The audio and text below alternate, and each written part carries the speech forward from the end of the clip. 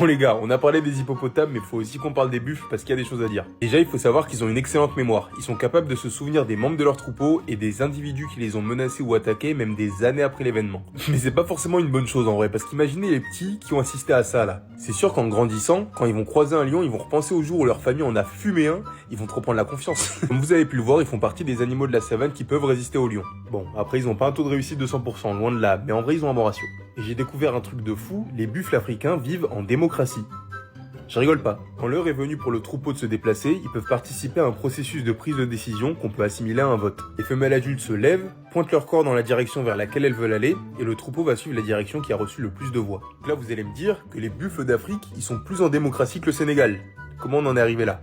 Ils sont assez intelligents et solidaires entre eux parce que quand ils subissent une attaque, ils ont une tactique de défense impressionnante où ils forment un cercle autour des individus les plus vulnérables, donc les jeunes, les vieux et les malades, pour les protéger. C'est un peu l'équivalent du les femmes et les enfants d'abord chez nous. Comme on a pu le voir avec les corbeaux et les loups dans un autre TikTok, les buffles sont en symbiose avec certains oiseaux comme les pique-buffs. Pour ceux qui savent pas ce que c'est une symbiose, c'est comme une amitié un peu spéciale entre deux espèces différentes d'animaux ou de plantes, où chacun aide l'autre à sa façon. Dans ce cas-là, le buffle laisse le pique-buff se nourrir des parasites qu'il a sur son corps, et de l'autre côté, il reçoit un nettoyage gratuit. Et enfin, même s'ils peuvent peser jusqu'à 1 tonne, ils nagent sûrement mieux que la plupart d'entre nous.